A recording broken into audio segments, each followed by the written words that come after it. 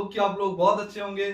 स्वागत है आपका मेरे चैनल ओएस फ्री लर्निंग में। मेरा नाम है ओएस खान और मैं बात कर रहा हूं भागलपुर से। तो गाइस मैं होप करता हूं कि आप लोगों ने इससे पहली वाली जो मेरी वीडियो थी, जो कि आपका बायोलॉजी का टॉपिक था, रेस्पिरेशन इन प्लांट्स का एक एक्सपेरिमेंट था जो डेमोन्स्ट्रेट कर रहा था कि ग्रीन प्लांट्स जो है रेस्पिरेशन के दौरान जो है वो कार्बन डाइऑक्साइड प्रोड्यूस करता है।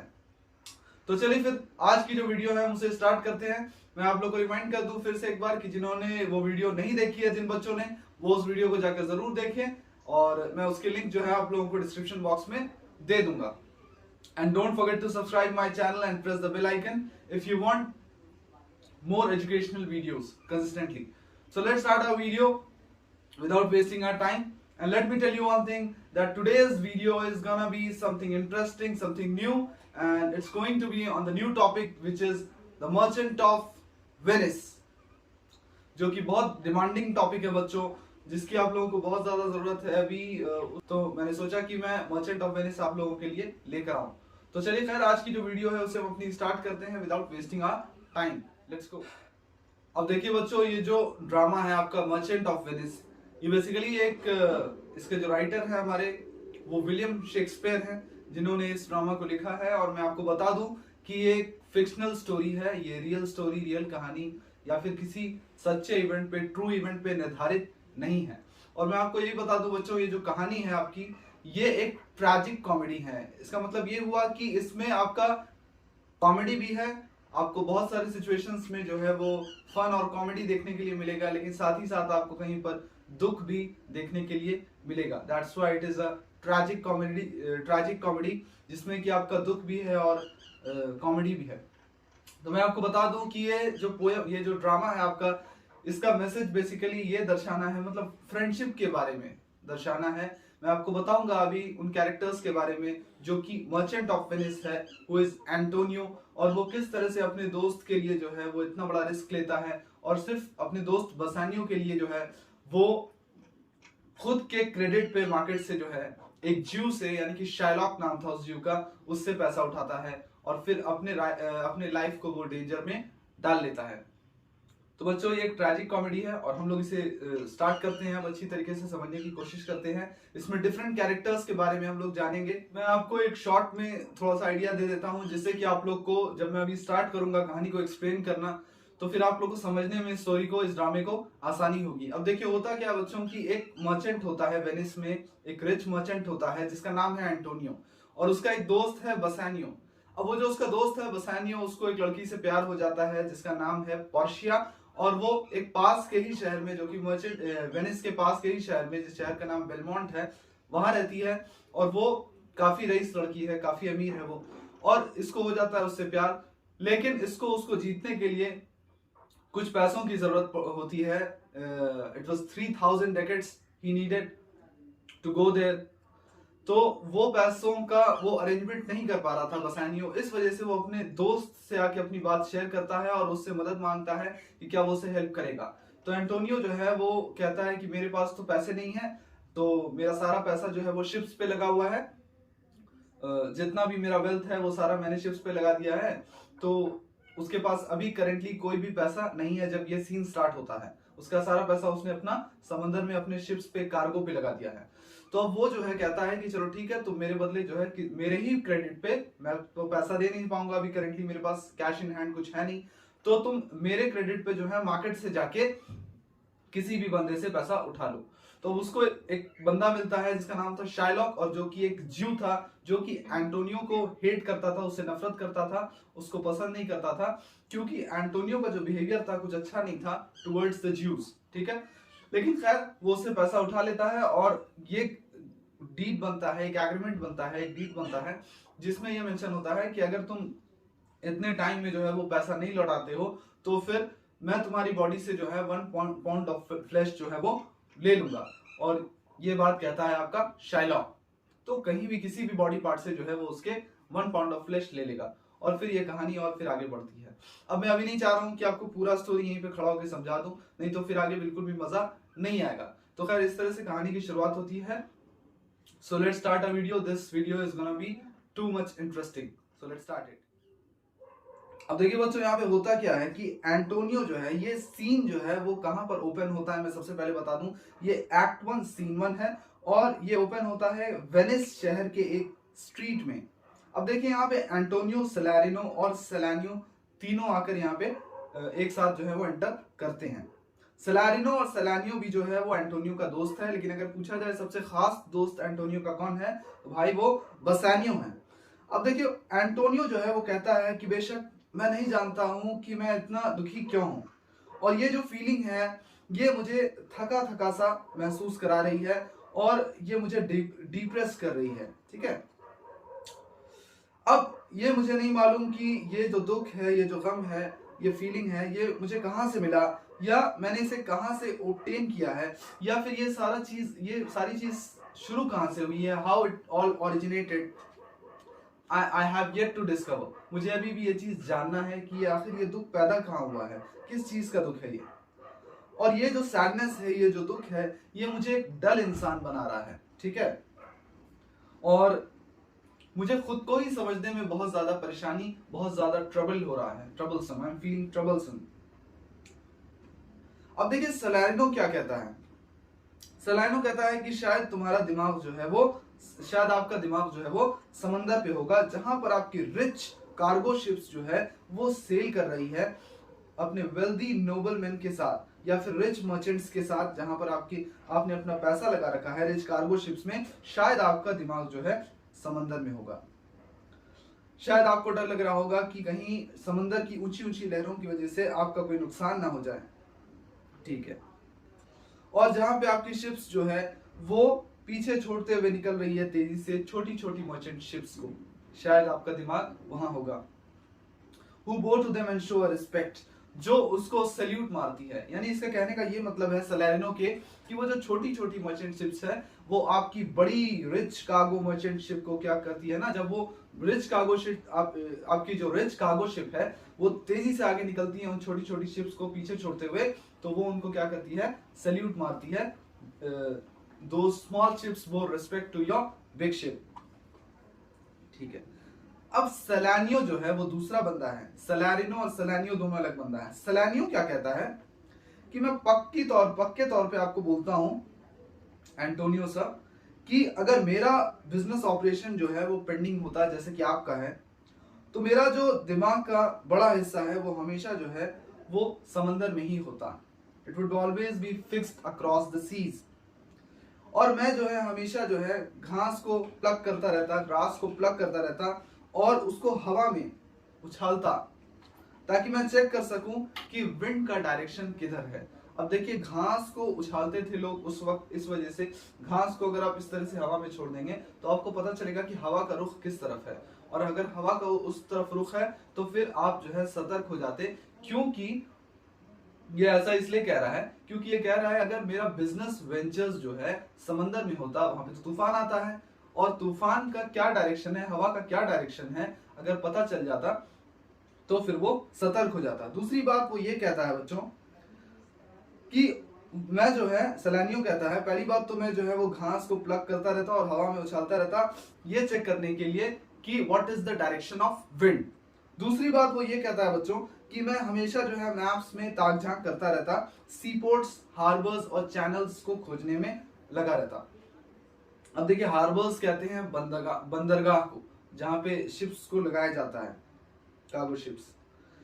अब देखिए हर वो चीज जो मेरे बिजनेस वेंचर को, जो मेरे बिजनेस एक्टिविटी को नुकसान पहुंचा सकती है, वो मुझे दुखी कर देती, वो मुझे दुखद बना देती। ठीक है, उसकी वजह से मुझे काफी दुख होता। तो यहाँ से सवाल बनेगा बच्चों आप लोगों को कि सैलानियो क्या कहता है कि अगर वो एंटोनियो की जगह पर होता तो वो क्या करता। सबसे पहली बात तो उसने कहा कि वो ग्रास को प्लग करता और उसको हवा में उछालता, ताकि उसे ये पता चल सके कि विंड का डायरेक्शन क्या है। दूसरी बात उसने ये कही कि वो हमेशा जो है he would be peering into the maps to study the seaports, harbors and channels। वो हमेशा जो है वो मैप्स में ताक झांक करता रहता, सीपोर्ट्स, हार्बर्स और चैनल्स को चेक करता रहता। और तीसरी बात उसने ये कही है कि हर वो चीज जो उसके बिजनेस वेंचर्स को डिजास्टर, नुकसान पहुंचा सकती है, उसको तबाह कर सकती है, वो उसको दुखी बना देती। ठीक है, तो ये तीन बात कही है, just note it down, they will ask you in your exam. अब देखिए सलैरिनो क्या कहता है, यहां से फिर सवाल बनेगा बच्चों कि अब सलैरिनो कौन सी 4 बात कहता है।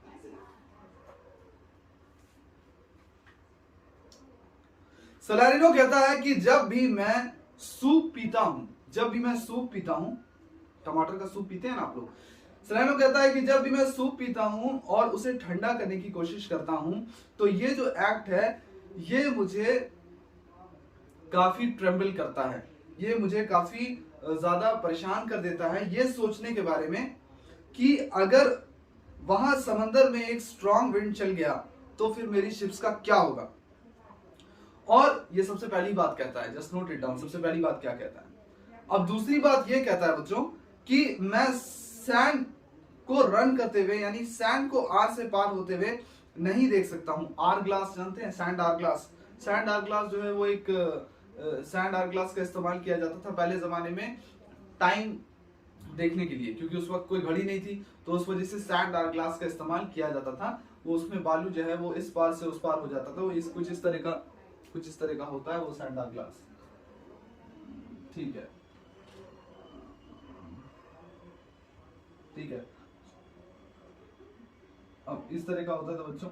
अब यहाँ जो है वो बालू होता था, ठीक है, अब वो इस पार से इस पार ऐसे जो है वो गिरता रहता था बालू, ठीक है, और ये आपका टाइम बेसिकली जो है वो दर्शाता था, कब सुबह हुई, कब शाम हुई, कब रात हुई।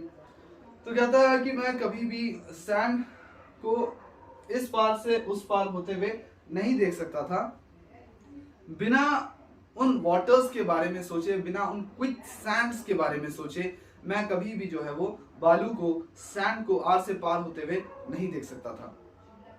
क्योंकि जब भी मैं ऐसा देखता तो मुझे याद आ जाता उन क्विक सैंड्स के बारे में और उन शैलो वाटर्स के बारे में, और मैं ये सोचने लगता कि मेरी जो रिच शिप्स है वो उस सैंड में धंस गई है और उसका जो मैस्ट है वो इस तरह से इंक्लाइंड हुआ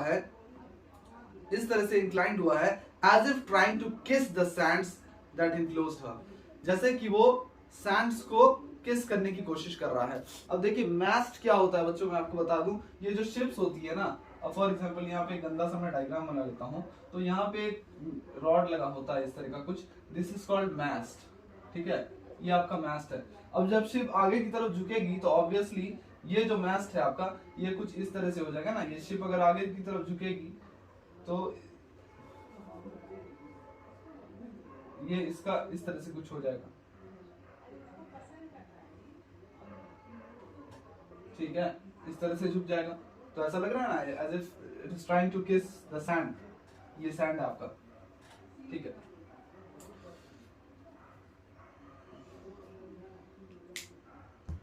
तो दूसरी बात ये कहता है। अब देखिए बच्चों तीसरी बात क्या कहता है कि अगर मैं चर्च कभी भी नहीं जाना चाहता, ठीक है, मैं चर्च नहीं जाना चाहता और या फिर नहीं जा पाता, मैं चर्च जा ही नहीं पाता और होली बिल्डिंग को जो है वो देख ही नहीं पाता। क्यों? क्योंकि वो जो चर्च है वो स्टोन से बना होता, ठीक है, और वो स्टोन मुझे उन डेंजरस रॉक्स की याद दिलाता जो कि अगर मेरे शिप्स के साइड्स को टच कर दे तो वो उसके कार्गो को, उसके स्पाइसेस को, स्पाइसेस इन द सेंस यहाँ पे मसाले से ताल्लुक नहीं है, स्पाइसेस मतलब कि जो भी उसके अंदर जो महंगी चीजें हैं, जो शिप्स के अंदर जितना भी सामान है, कार्गोज एंड ऑल, तो उसको पूरा समंदर में बिखरा देता। It would scatter those spices on the waters, ठीक है, और उसका जितना भी रिच सिल्क्स है उसको रोअरिंग वेव्स यानी कि उन ऊंची ऊंची लहरों के ऊपर जो है वो बिखेर के रख देता। कौन? वो डेंजरस रॉक्स। तो वो कभी भी चर्च जाना पसंद नहीं करता या फिर नहीं जा सकता वो चर्च, या फिर किसी होली बिल्डिंग पे भी विजिट नहीं कर सकता। क्यों नहीं कर सकता? क्योंकि अगर वो वहां जाता तो वो रॉक्स की उसे याद दिलाता, और रॉक्स की याद दिलाता तो उसे क्या याद आता कि ऐसा भी तो हो सकता है कि समंदर में वो रॉक्स जो है मेरी शिप्स के साइड से टकरा कर उसे चकनाचूर कर रहे हों। अब देखिए ये बोलना चाह रहा है कि हो सकता है कि पहले मिनट जो है मैं बहुत कुछ कर रहा हूं, मैं बहुत कुछ ओन कर रहा हूं, और अगले ही मिनट जो है मैं कंगाल, ठीक है। तो ये कहना चाहता है सलैरिनो कहना चाहता है कि हो सकता है कि मैं ये सोच रहा होता कि अभी जो है 1 मिनट पहले जो है मैं अमीर हूं, और हो सकता है कि अगले मिनट जो है वो मैं कंगाल हो जाऊं। क्या ये पॉसिबल है कि मैं सोच सकता हूं without thinking? If such a thing happened it would be very sad.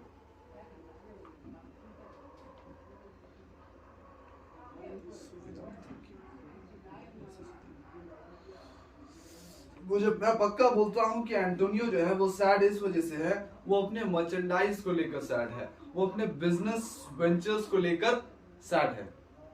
Antonio बोलता है अरे भाई मेरी बात मानो, ये बात नहीं है। मैं ऊपर वाले का शुक्रिया अदा करता हूं कि जो मेरा बिजनेस एंटरप्राइज है, जो मेरा बिजनेस वेंचर है, बिजनेस एक्टिविटी है, ये सारा एक सिंगल शिप पे जो है रिस्क नहीं है। ये मेरा पूरा पैसा मेरा एक शिप पे नहीं लगा हुआ है, जो कि वो शिप अगर डूब जाएगी, बर्बाद हो जाएगी तो मेरा पूरा नुकसान हो जाएगा, मेरा तो फाइनेंशियल स्टेटस ही खत्म हो जाएगा, या फिर किसी एक जगह से जो है मेरा प्रॉफिट नहीं आता है, या फिर किसी एक सिंगल शिप के ऊपर जो है मेरा बिजनेस जो है वो रिस्क नहीं है, और ना ही मेरा फाइनेंशियल पोजीशन जो है इस साल के बिजनेस वेंचर पे डिपेंड करता है। ठीक है, तो मेरा जो ये दुख है ये मेरे मर्चेंडाइज की वजह से बिल्कुल भी नहीं है। अब सैलारिनो कहता है तब तो बेशक तुम प्यार में होगे। क्या कहता है? फिर तो तुम प्यार में होगे, नहीं तो और कोई तो रीजन बन नहीं रहा है तुम्हारे सैडनेस का। एंटोनी बोलता है अरे छी छी यार, छी छी, शेम शेम।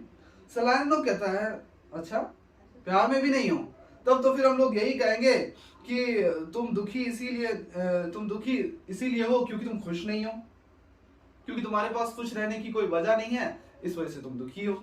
तब तो मैं यही कहूंगा कि तुम्हारे पास कोई खुश रहने की वजह नहीं है, इसी वजह से तुम दुखी हो। देखिए बहुत इंटरेस्टिंग स्टोरी है ये। अब देखिए सैलारिनो कहता है कि ये बहुत आसान होगा तुम्हारे लिए हंसना, ठीक है, and say that you were गे, और तुम्हारे लिए ये कहना कि तुम गे हो क्योंकि तुम्हारे पास कोई रीजन ही नहीं है to be sad. You had no cause to be sad, तुम्हारे पास कोई रीजन नहीं है दुखी होने का। अब ये कहता है कि मैं जेनस की कसम उठा के कहता हूं। अब देखिए यहां से बच्चों सवाल आएगा कि जेनस कौन था? तो जेनस एक रोमन गॉड था, रोमन गॉड जिसका कि दो मुंह था, टू हेडेड गॉड था, यानी आगे से भी उसका फेस था और उसका पीछे से भी फेस था, वो आगे पीछे दोनों से देख सकता था। तो जेनस जो था वो रोमन गॉड था, he was a two headed God.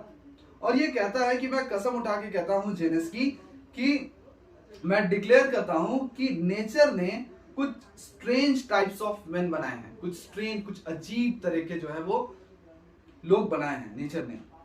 कुछ तो ऐसे होते हैं जिनका आंख जो है वो आधा बंद होता है, और वो अगर बैक पाइप सुन लें, मतलब वो जो बैक पाइपर लोग जो बजाता है वो बैक पाइप को अगर सुन ले तो बिल्कुल तोते के जैसे हंसने लगते हैं। ठीक है, नॉर्मली तो वो ऐसे हाफ आइज क्लोज करके बैठे रहते हैं, लेकिन जैसे ही वो बैक पाइपर को बैक पाइप की आवाज सुनते हैं बजाते हुए तो फिर वो जो है वो तोते की तरह हंसते रहते हैं। तो ये पहले टाइप के लोग थे। और कुछ लोग ऐसे होते हैं जिनका सार एक्सप्रेशन होता है, ठीक है, सार एक्सप्रेशन होता है कि वो अपनी जबान जो है वो तब भी नहीं हंसेंगे जब नेस्टर कोई जोक बोलेगा। अब देखिए नेस्टर एक ऐसा कॉमेडियन था जो जोक बोलता था। नेस्टर के बारे में आपको सवाल आ सकता है कि नेस्टर का जोक जो है वो फेमस था। नेस्टर अगर जोक बोल देता था या फिर कोई भी ऐसा कॉमेडी कर देता था तो लोग जो है वो लोट लोट कर हंसने लगते थे। लेकिन यहाँ पे ये बताया जा रहा है, ये दूसरे तरीका जो सैलारिनो हमारा बता रहा है कि दूसरे जो लोग, दूसरे कैटेगरी में जो लोग होते हैं वो कुछ ऐसे होते हैं कि अगर नेस्टर भी कोई जोक मार देता है तब भी वो नहीं हंसेंगे, और उनकी लिप्स जो है they will not open there lips in a smile, वो जरा सा भी नहीं हंसेंगे। ठीक है, अगर नेस्टर भी जो है वो अच्छा जोक मार देगा फिर भी वो नहीं हंसेंगे। तो चलिए आज का सीन हम यहीं पे खत्म करते हैं बच्चों। कल मिलेंगे हम लोग अपनी वीडियो में, अगली वीडियो में, जिसमें हम लोग बात करेंगे इसी सीन के बारे में। अब ये लोग जो बात कर रहा होता है एंटोनियो, सैलारिनो और सैलानियो, तो बसानियो, लोरेंजो और ग्राशियानो जो है वो एंटर करता है। So will talk about it in our next video. तो बच्चों यहाँ पे खत्म होती है हमारी आज की वीडियो। आई होप कि आप लोगों को वीडियो बहुत पसंद आई होगी। इस बार जो है टॉपिक कुछ हट के था, कुछ अलग टॉपिक था, तो मैंने सोचा कि ये टॉपिक आप लोग के लिए लेकर आता हूँ। तो खैर चलिए फिर अपनी अगली वीडियो में हम लोग मिलते हैं। उसमें हम लोग इसी एक्ट 1 सीन 1 के बारे में इसी को कंटिन्यू करेंगे, जिसमें आपका बसानियो भी एंटर करेगा अपने दो दोस्तों के साथ। तो खैर अगली वीडियो में हम लोग मिलते हैं, तब तक के लिए आप लोग अपना ख्याल रखें। केयर, अल्लाह हाफिज।